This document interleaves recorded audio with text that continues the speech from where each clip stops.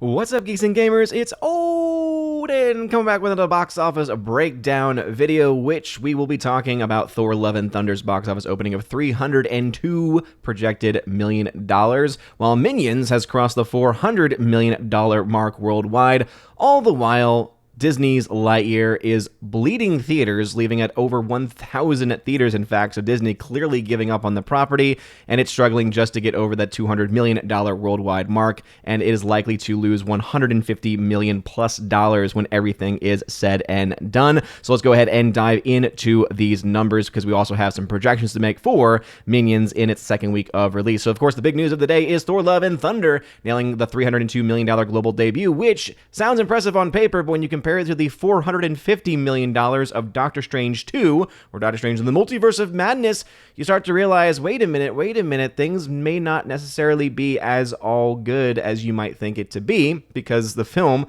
cost an extra $50 million versus Doctor Strange 2, meaning it has to make around $625 million just to hit the break-even points, which, based off of the numbers as they stand now, if these similarities, if these differences between the two films continue, it's looking like probably going to cross the $700 million mark when everything's said and done. But even with that, you're looking at a film that's going to break even and maybe make a very small amount of profit, and likely to be one of the least profitable films of the MCU, and that's just in a best-case scenario. We'll be watching, of course, the drop-offs from week 1 to week 2, and so on and so forth, because the word of mouth for this film has not been that great, and so I expected to see similar drop-offs, maybe not the same exact ones, because word of mouth maybe not be as bad as it was for Doctor Strange Multiverse of Madness, of course, also having a much larger opening weekend, but we'll be following that as the numbers continue to roll in. And so, of course, as the shows over at Deadline are recovering, Disney Marvel's Love and Thunder has come in largely in line with the pre-weekend. You see that misspell right there. Weekend projections,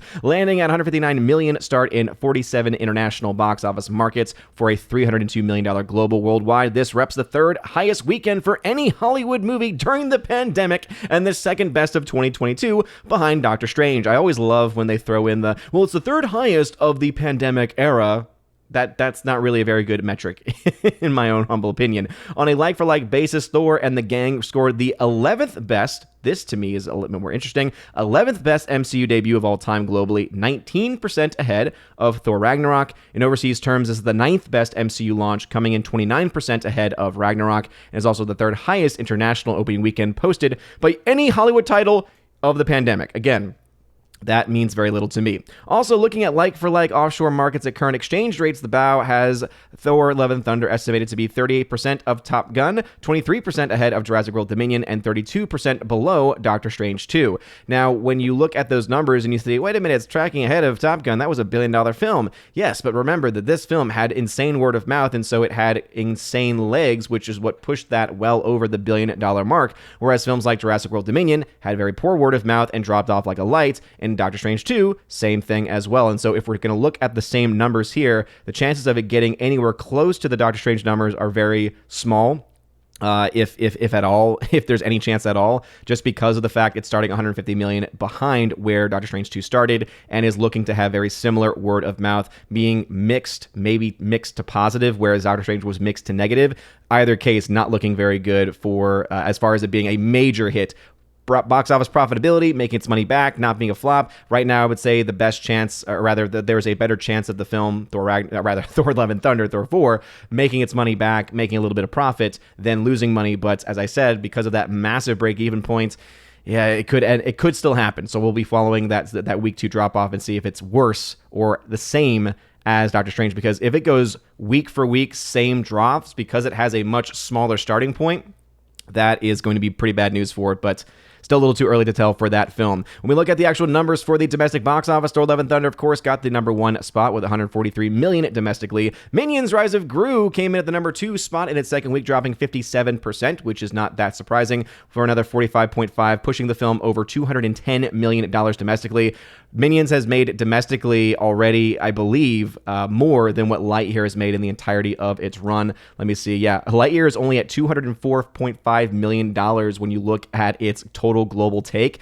Already, Minions, just in the domestic market, so just US and Canada, has made more. And so I think that should speak volumes to the knuckleheads over at Disney, the knuckleheads over at the now Disney-run Pixar and say, hey, when you go woke, you get broke. Top Gun Maverick continuing to show that when you just make a fun movie that people actually want to see, they will go out and watch it. Made another $15.5 million after 7 weeks. So still after 7 weeks, only a 40% drop from the previous week, still at over 3,500 screens. So this film continuing to do well. It's going to be well over the $600 million mark domestically by the end of its run. And of course, it continues to make much more money over that $1 billion mark that it crossed not too long ago at that point. Elvis, in its third week of release, made another $11 million, and it's looking like the film might not have enough steam to get to its break-even point, but it may not be the biggest loss. It won't be the biggest loss for Warner Brothers, who has bled money a lot in more recent months and years. Jurassic World Dominion in the number 5 spot, another $8.4 million, another 49% drop in week 5.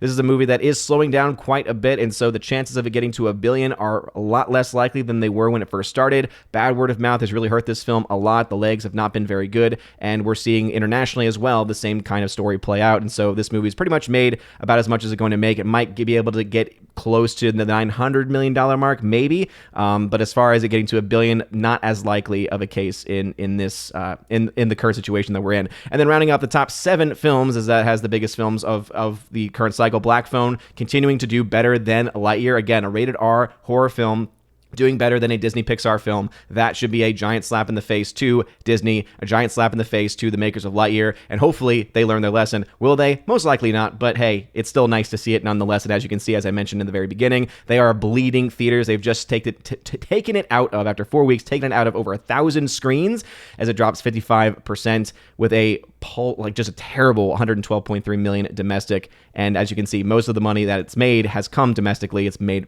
next to nothing overseas, but not even the domestic market is showing up for it. Its per theater number is atrocious, and it's just not looking good at all. Looking at the actual numbers themselves, Thor: Love and Thunder, as I mentioned, $302 million worldwide. The movie itself really is a bit of a mockery of itself. There's a couple of moments that you think to yourself, okay, maybe they could have done something with Christian Bale's character, and then it's just Taika Waititi's, it's just his ego on display the entire rest of the actual film. But going to talk about, of course, the money as it is right now, and $302 million is not a terrible start, but if we do see similar drop-offs, it could be in financial trouble. And just to showcase that a little bit more, even though it is ahead right now of where Ragnarok was, even when you adjust for inflation at the same time of its release, Ragnarok was at 125.4 domestically versus Thor: Love and Thunder's 143. You do still see, though, that it's not anywhere close to the 187 million in which Doctor Strange: The Multiverse of Madness had stood up. So this is going to be the film that I'm mostly going to be following it against, because this is a film that was a big success financially, both domestically and internationally. Whether or not this film matches that, I just don't necessarily see that happening, especially since it's falling, very far behind in its opening, 150 million, in fact, behind where this film was in its opening. But we'll follow those numbers, and we'll have this chart updating and covering this chart as it continues to go through. Minions, almost at $400 million worldwide. Insane that this film is doing as well as it is, but hey, kudos to Universal for being able to pull that off. Top Gun Maverick also doing very well, now at $1.14 billion. Chances of it getting to 1.2 billion are likely, or at the very least not they're not bad chances, but I wouldn't be surprised to see this film get either close to 1.2 or actually cross it. Elvis is at $155.1 million, which doesn't sound terrible, but because of that massive budget they gave to the film, and it hasn't been doing all that well, just based against its budgets, it's not likely to make its money back. Jurassic World Dominion has made its money back in droves. As you can see, it's at $876.4 million. Obviously, a huge part of this is thanks to the Communist Party in China, $139.5 million. Again, 75% of that going to the CCP. So, hey, Universal, thanks for giving all that money to them. And then there's Lightyear, $204.5 million. Yep. Complete and utter failure from Disney, and you got to love seeing it. Going now to my website, ombreviews.com, which, by the way, if you've not been paying attention, Twitter decided to lock my account for speaking facts, and so if you want to follow me, follow my website, or you can follow my new Twitter handle, which is at Templar Odin, as I have no access to my account, and they're saying I have to delete a tweet to get access back, and I'm not doing that because it would be a lie. Anyway, with that out of the way, Thor: Love and Thunder, as you can see right now, still needs to make quite a bit of money to make its money back. It's right now 193.8 in the red, but it did just come out, so we'll have to wait and see. You do see Minions: Rise of Gru. I have not been able to update this number here at this point in time. At least I thought I had updated this number, but maybe I guess I must have missed it. But this film is about 40 million plus in the black right now, so doing very, very well. You then have Black Phone still doing very well, making mass profits at this point. Elvis, as I mentioned, still 30 million in the red. Lightyear, 177.2 million in the red. This is a movie where it likely will end up losing more than 150 million when everything's said and done. They're already pulling it out of theaters in droves, and I just don't see the film getting anywhere close to getting even to, like, we're not even talking about it making its money back. That's an impossibility at this point. But just the film to get even past the 150 million in the red, not as likely. But those are the numbers as they stand. If you want to see a fuller box office breakdown, check out my channel, OMB Reviews, on YouTube and Odyssey. But what are y'all's thoughts? Let me know in the comment section down below. If you like this video, smash that like button, slap that fire button on Odyssey. You're all amazing and beautiful people. Hope you all have a wonderful rest of your day. And as always, God bless.